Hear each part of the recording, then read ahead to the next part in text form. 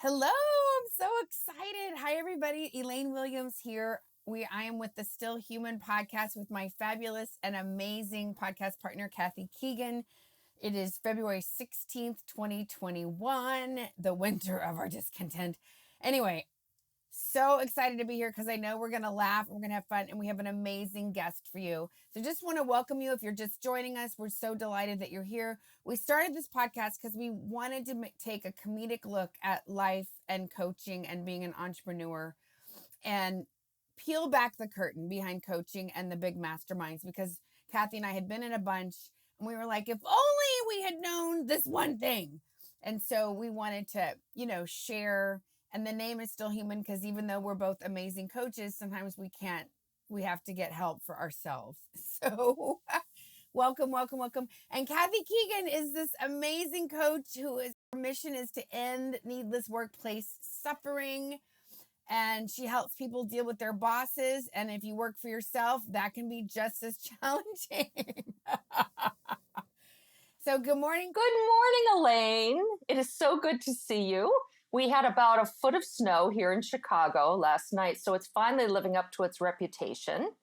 So I'm very happy about that. Can you believe I'm happy about snow? That's a little odd. Well, I've been telling people it's 0 degrees. Yeah, but we can't complain because we have a very special guest with us today, Kim Korven, who just is a master of, she's a high priestess of many things. We got to come up with a new thing, like rather than master, because master can either mean single young man, or it can also have a negative connotation, right, in terms of slavery. So we need a better word. So I'm going to go with high priestess of what is it called? Land titles. And really, this is there's a segue right here, which is that she is the proponent of peaceful divorce. Peaceful divorce, where everybody wins. Kim, welcome. Welcome. A lot of what I think you're dealing with is a lot of what we all need to learn, just even in terms of workplaces, right speech, how we communicate with people, the words we use. So tell us a little bit about you and how you came to this. How I came to this, it's funny. So I am a conflict avoider. I resemble that remark. Oh my God.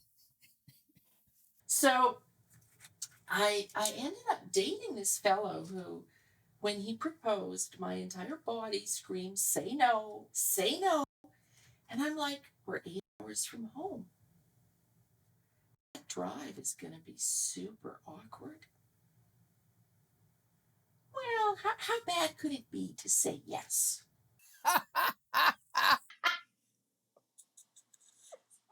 So I didn't listen to my inner guidance system. And even our compromised church was a Catholic church. And we had to do, the marriage prep. And the priest told us, you two should not get married. Not in so many words. But you're like on 2 different railroad tracks. And we thought, what in the heck does a priest know about marriage? So we got married. So fast forward to me realizing, this is not working. This is not working at all. And I spent about 3 years going back and forth, like, this isn't working. And in the end, I realized that we were all being harmed by my husband and I staying together. The communication was horrible. And, our kids were acting out. My son was at the principal's office about once a month, sometimes more frequently, and he was 7. When you said that, I was like thinking I had pictured like high school or something. And then I was like, 7. Whoa. Okay. And I remembered back to the big proposal. Like, I really wanted to blame my husband because I had practiced family law. I knew all about it, and I wanted to blame him. But I thought back to that proposal and went, well, you didn't listen to your instincts, Kim. And I remember even thinking about, well, I should bring a court action so that he can't see the kids because he's such a horrible human being, right? Because that's where the mind goes.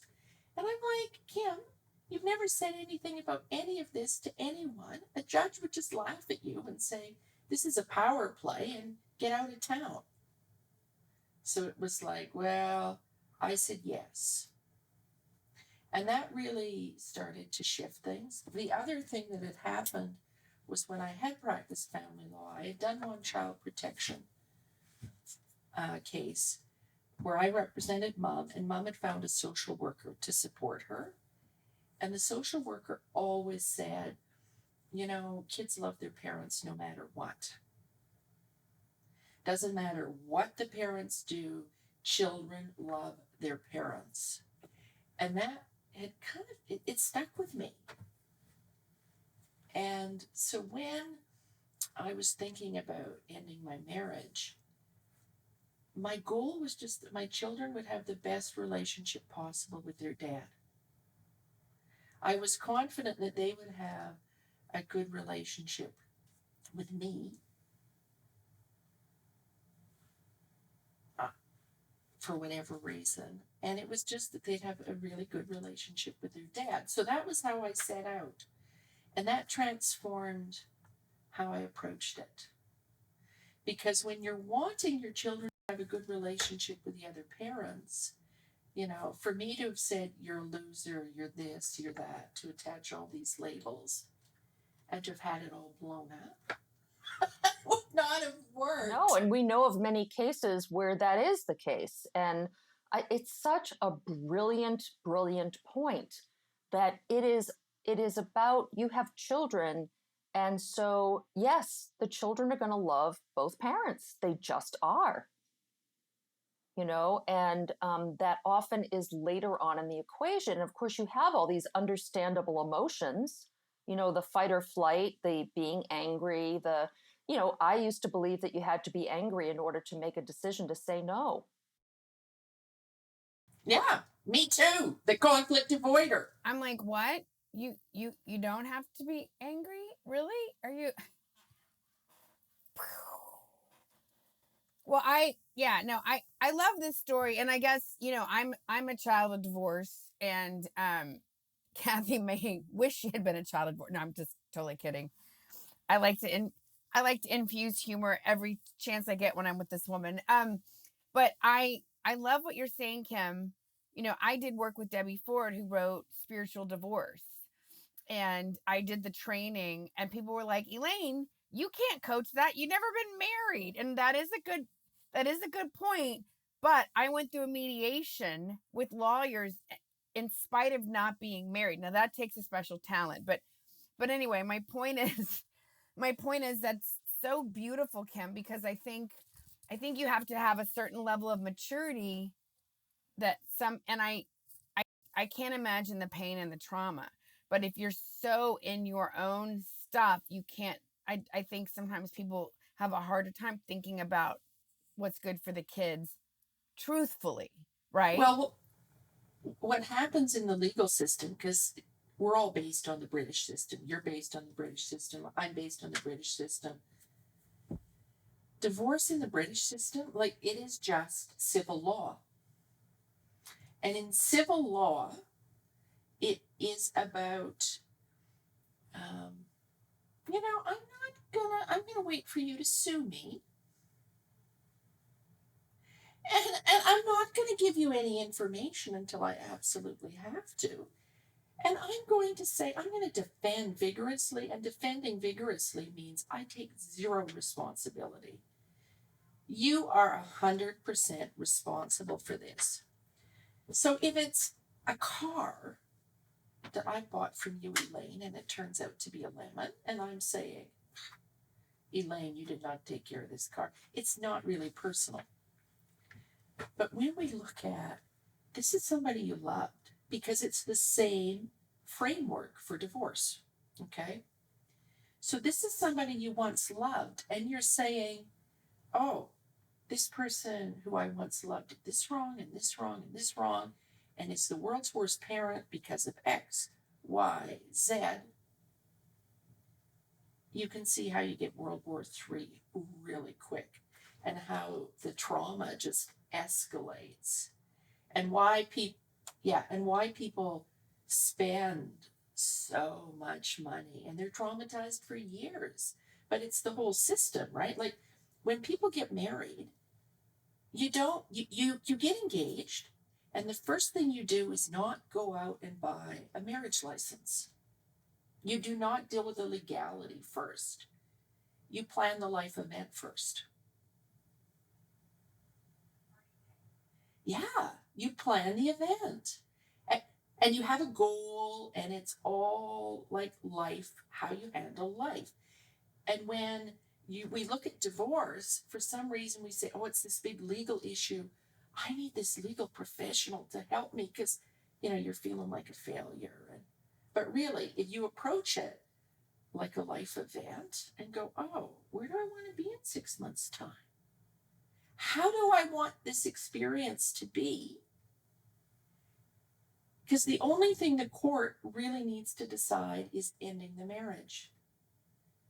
Everything else, there's a lot of latitude to figure out how it's going to work for you. And when you take that approach, people want to be fair.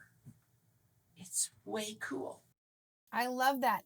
Kim, one of my best friends is a divorce, family law, I think is the correct term, in Austin, Texas. And I've been begging her to write a book because, she was saying how there's patterns.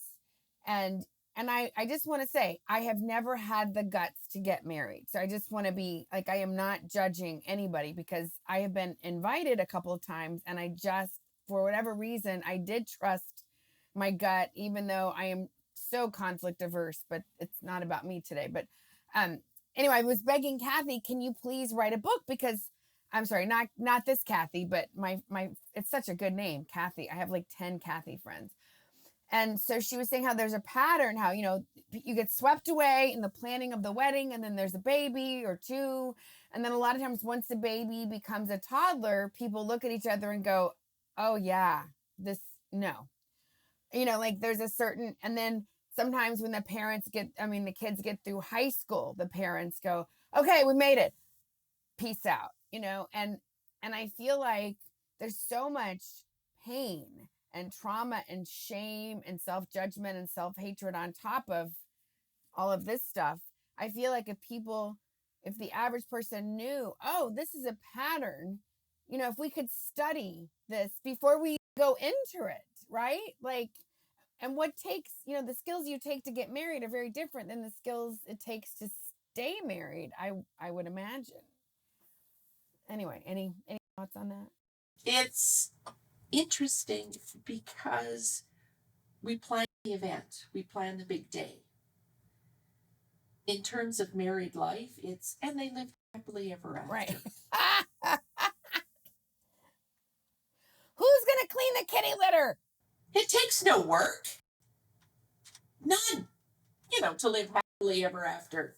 And he stayed cute and handsome, and she stayed a size 4 like Disney draws. And there's no gravity at all. Right, you're right. That's the part that we don't talk about, is the day-to-day. And of course, it's one of the reasons we also created this podcast, was to talk about that in-between stuff that doesn't get talked about. What is it like? Someone might look at you on the outside and say, wow, you seem to breeze through things. And I remember this happening years ago when I was doing some singing, and we had a master class. Oh, there I am using that word again. But anyway, that's what they call it. And it's a high priestess class. And so I got up and I sang, and there was this other woman in the class who did not like me very much. And she's just like, you just don't even get nervous. And I looked at her and I said, I have been to the bathroom 11 times. I will now not pee. I will not pee for another 24 hours. And so, no, I don't show it. Would you pay to see someone who looked nervous? Never. But it doesn't mean that behind the scenes there isn't other stuff going on. And so this is the same thing here. What are those building blocks? What is that like? What is the prep work you do? And so to really dig into this space and call it a life event is just a much better way to reframe what this really is. It happens. It happens. And one of the best resources I found more than a year after I asked my husband to move out, and he did, was Elizabeth Lesser's book, Broken Open. And there's a chapter in there called Bozos on the Bus. And it's about how, we look at other people and go, man, you have it so together. I just want to be like you.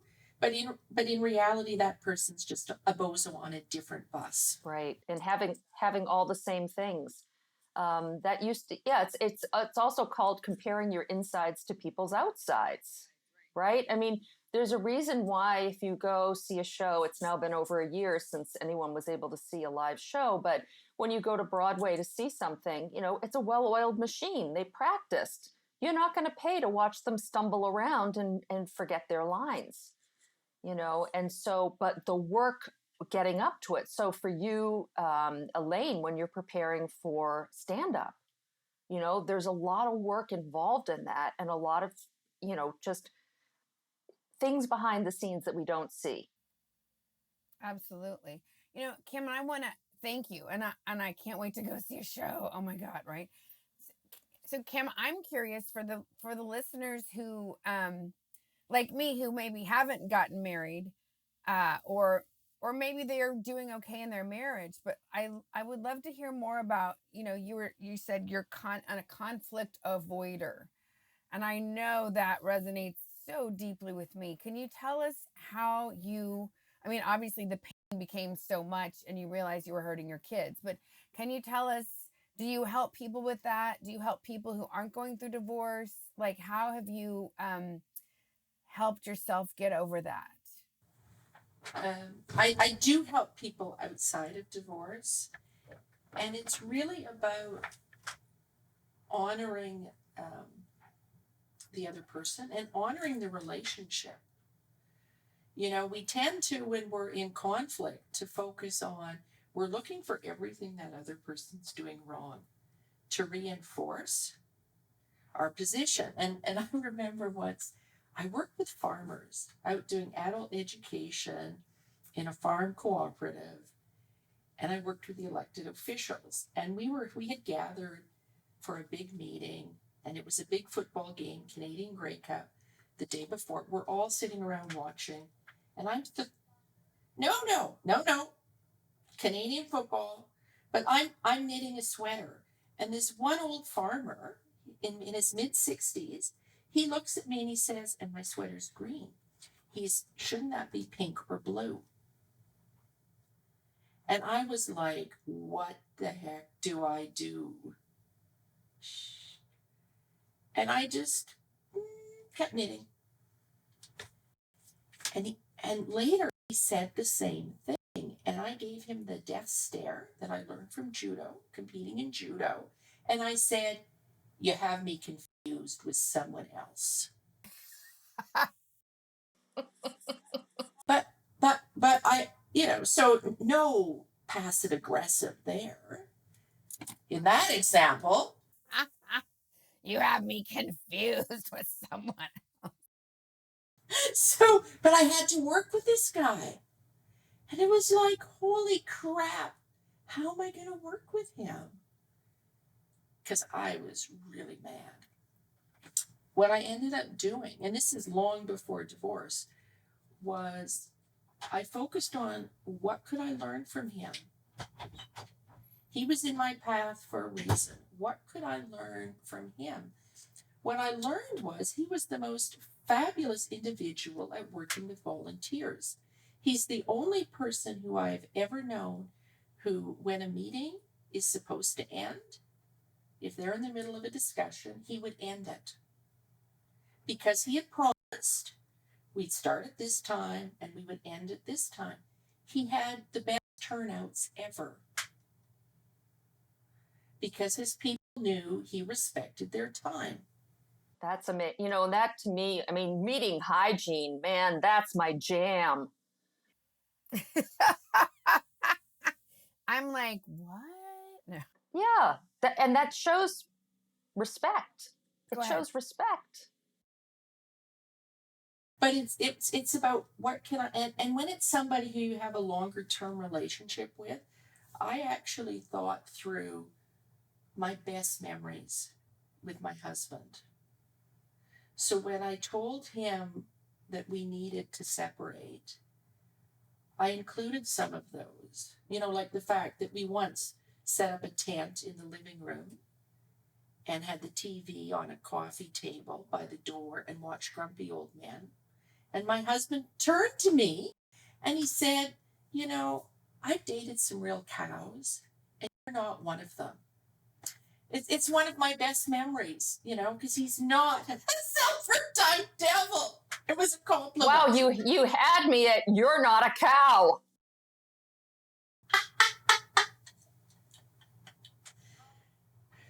But, in the right circumstance, it isn't the words, it's the meaning behind them. The meaning behind it, it's the tent, it's the whole experience.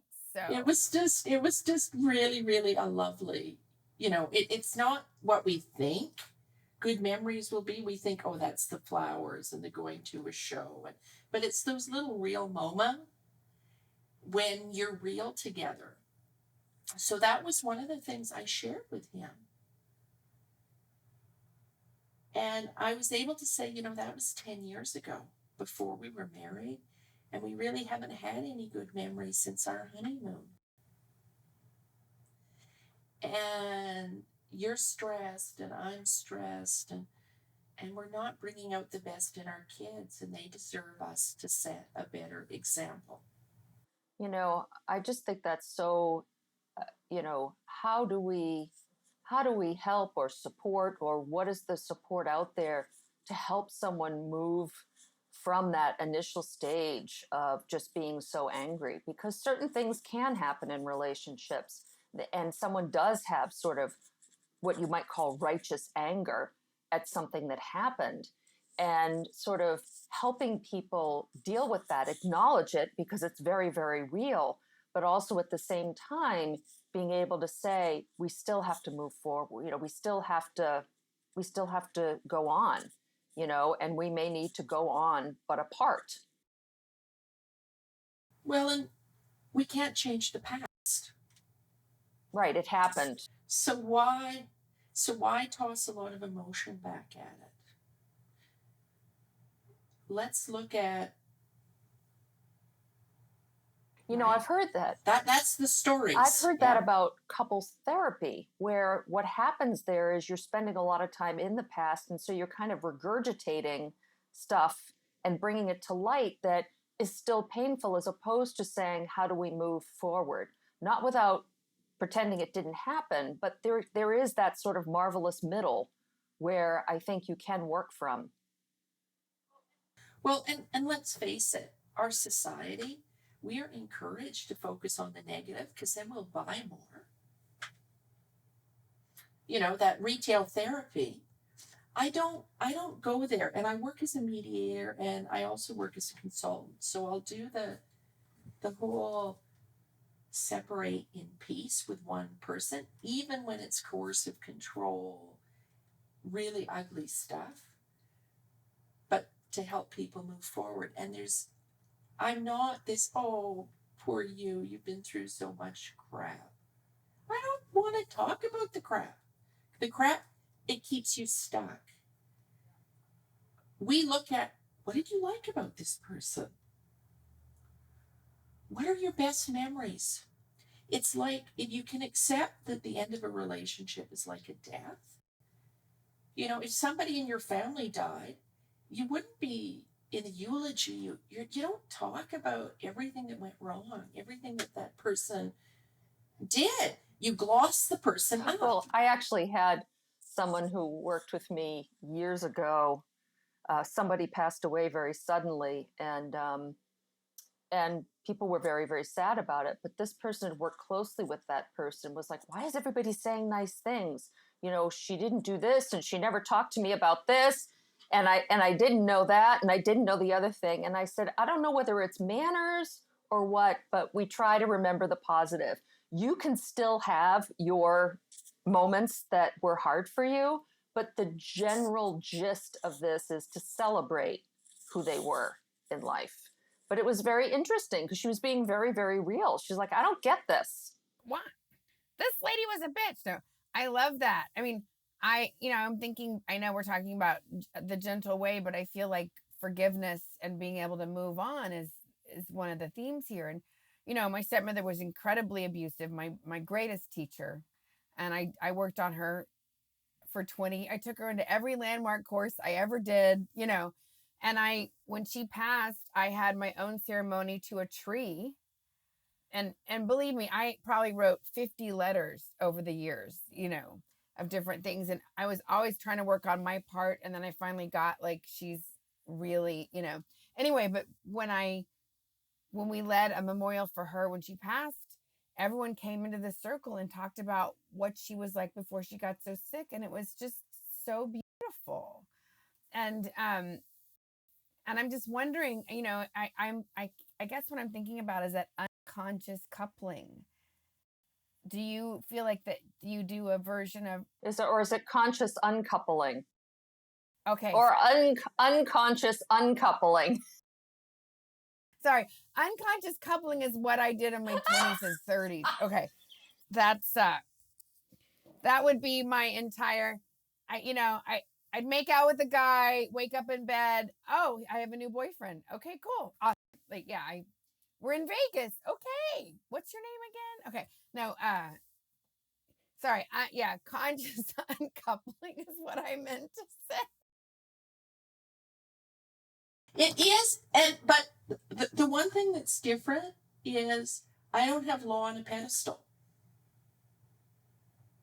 Everybody else, because they're not part of the system, who works in divorce, they either do it as a lawyer or as a therapist, right, or as a coach. And I go, law is just, so what happened, I drafted my own separation agreement, and there's no mention of custody. Custody, traditionally, custody is a property term. Because kids, let's face it, kids and women were property. Kim, are you a lawyer?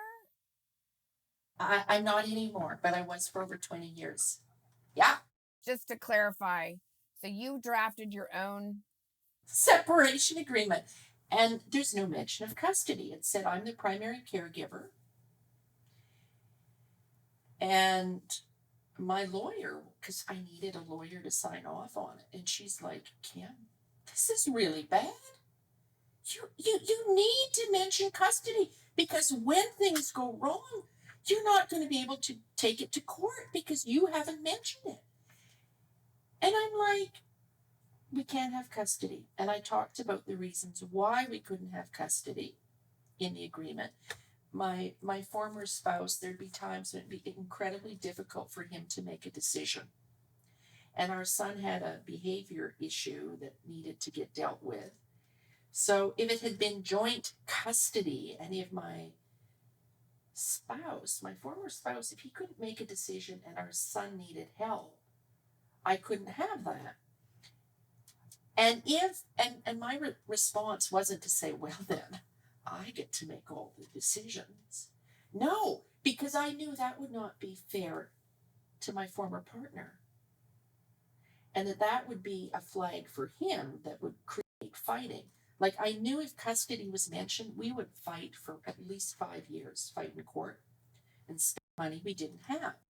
So my lawyer and I had this really robust discussion. I was not... Is that a classy way to say you almost fought? Yes. Robust. Not a conflict avoider there. And in the end, she said to me, well, you are so stubborn about signing this agreement against my best professional advice. You're going to have to sign off that I advised you not to do this, and you can never sue me or the firm when things go sideways. Oh, that's a vote of confidence. Yeah. Okay. And I was mad, and I was like, prepare the friggin' letter. And so I signed it. And at the time I thought, you know, like, I understand the risks. But for the average person who has not lived in the law, you would be going, oh, I really don't know. You know, because you feel like a failure when your relationship's done. And they would have just done what the expert told them to do. Right. Yeah. I remember feeling so much shame and grief. And the day of the mediation, when I had to go to this lawyer's office, I was gray. My skin was gray. And I remember thinking, wow, people go through this every day, but they have like dogs and kids. And, you know, like it sucked for me, but it was, I remember thinking, this is something that happens every day in America. I wasn't thinking, you know. Yeah, I had the opportunity to be in a family court many years ago, and to observe proceedings in a family court, and it was really eye-opening, because what happens is, through the legal system, you become the thing. You're the thing that needs to earn money. You're the thing that needs to do this. You become the thing that needs to become a cash cow in some way, whether you like the work you're doing or not. If you have a legal obligation to pay somebody, doesn't matter if you're really good at this and you're on a path and this career path and you're earning this much money, but you're going to earn more later. It's like, no, you need to earn more now, you know? And it was horrifying to watch people be turned into things. You know, and I think Kim, you hit the nail on the head when you said it's about objects. It's like, I'm not a car, you know, and I'm not a property, but you know, so there's really, it's just a very, it's a particular view. Well, and there's this notion of objectivity. Because when I went through law school, I was, oh, if anybody would tell me of a problem, you need to go to court, you need to sue. Right. That's how you were trained. Yes, and there's a few eye-opening moments. So when I was a baby lawyer. Baby lawyer. Like a baby Yoda? Are you like a baby Yoda? Maybe I'm a baby Yoda now, but I was a baby lawyer then. Very different. And I represented these 4 gentlemen in a labor standards appeal. They'd done a hearing themselves. They were not successful. 3 of them paid. 1 of them refused to. And he had told me he had this vintage car in his garage. I wanted to sue him so he would pay. It was a personal affront to me. How dare he? But Christmas was coming, and the office had commissioned Christmas cards. And my little short client list, I could choose who to send Christmas cards to. And I'd never had that before. I could send Christmas cards to my clients. So there I am with my client list. And I'm wanting to send my Christmas cards to the other 3 who had paid me. And I didn't want to send one to him. But I thought, I can't leave him out. So he got a Christmas card too. A few weeks later, the receptionist called me, Kim, come to reception. Okay. And there was this gentleman. He was there to pay his bill, and he wanted to talk to me, and he apologized. And he said, I've never had a lawyer send me a Christmas card before, and I was such a jerk to you, and you sent me a Christmas card. I'm sorry. Wow. Wow. That's a big wow. What it taught me was, when you treat people right, they treat you right. So it's like with my first husband, when I treated him right in how I told him, he didn't feel so rejected.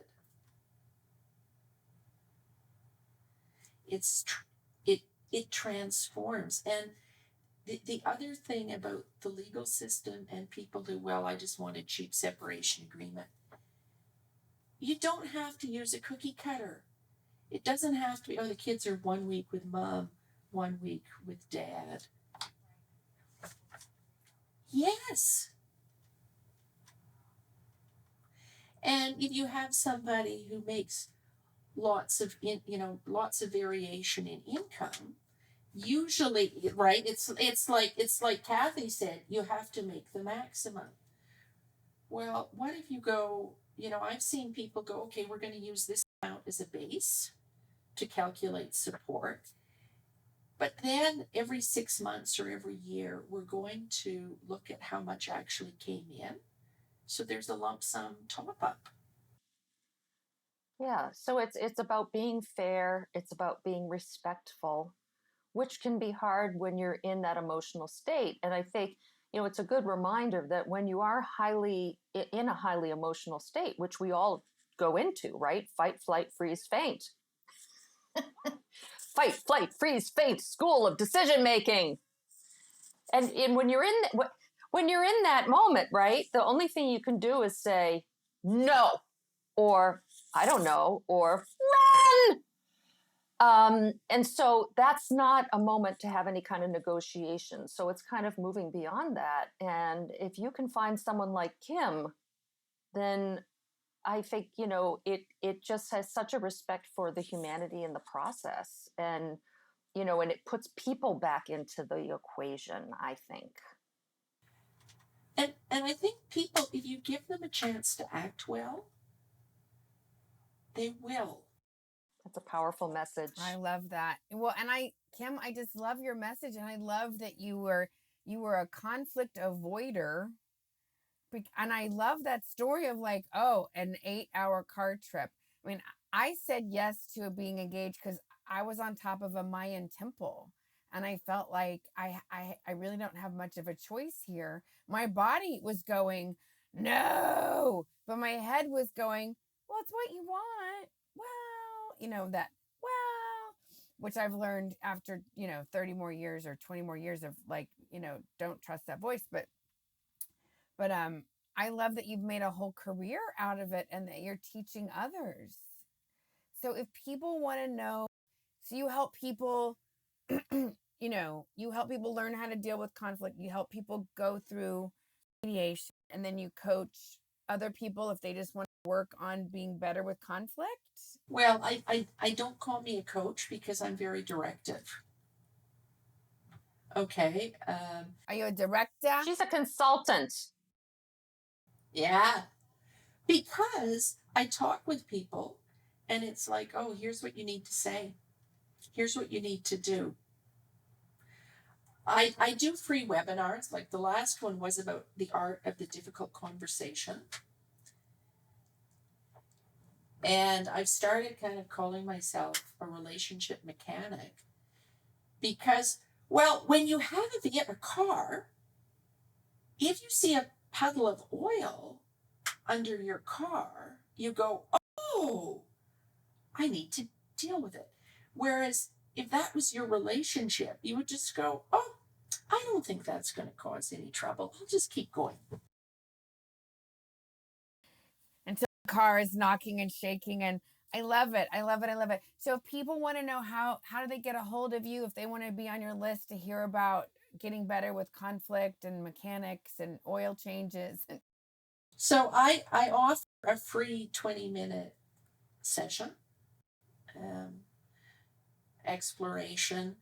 And it's, if people wanted to email me at kim@gentlewaydivorce.com. Kim, Kim, @gentlewaydivorce.com. Mm-hmm. The Gentle Way is Judo in English, which I did competitively as a kid. And it's 2 principles: maximum efficiency with minimum effort. Ooh. And then mutual welfare and benefit. Ooh. Judo. That sounds so cool. That's better. I was thinking of Gentle Way. It made me think like X-Lax. Sorry. That's where my brain goes. Once a bulimic, always a bulimic. That's where I just, yeah. On my website under resources, there's actually one of the resources is the script. It's a script about how to tell your spouse you want to end your marriage. And I've actually upgraded it. Like, so if people email me, then I could give them the upgraded version. Because I'm in the midst of starting a list, because I always did and didn't have a list. That's awesome. So, and your website is gentlewaydivorce.com. Correct. And this is so needed. I think it's one of the hardest conversations ever, which is why I have avoided ever, but what's really interesting is couples will come to me and say we're splitting up. And then we do the first session where we honor the relationship, and they're like, we want to work on this. Right. So you just never know what can happen. So being open to that process. You never know. This is so awesome. Wow. Kim, I just feel so like calm. You're just such a great calming, like judo. Awesome. And then Kathy Keegan, if you are listening and you need help dealing with your boss, dealing with your relationship with work, dealing with coworkers, dealing with anything that you feel like you could use some help, Kathy, what else can I say about you? Just delightful, delicious, delightful, lovely. And she'll sing.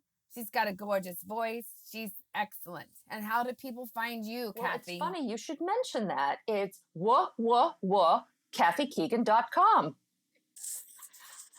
And Elaine, the fabulous Elaine, the on-camera queen, the high priestess of on-camera fabulousness, captivate the crowd. How would people get in touch with you? Well, thank you for asking. Yes, and I am doing a really cool masterclass once a month. It's free, so I invite everybody to come and connect with me. Elaine at captivatethecrowd.com. Captivatethecrowd.com is the easiest way to get a hold of me. And I have a new cool free Facebook page that is all about coming and playing with video, like a video playground to practice your visibility, your videos, your storytelling. And the more you do that, the more influence you will build, which is the hot way to get more people and have a bigger impact. So awesome. Thank you, Kim. We're so happy. We just want to thank you for listening. And we're so excited. Kim, you are just a gem. Thank you so much for being with us today. Thank you for dropping all those pearls. And thank you for listening. And we love you. And hang in there. We're in the home stretch. I'm not sure of what, but I just keep telling myself that sometimes. Bye-bye. See you later. Bye, everybody. Bye-bye. Thank you so much.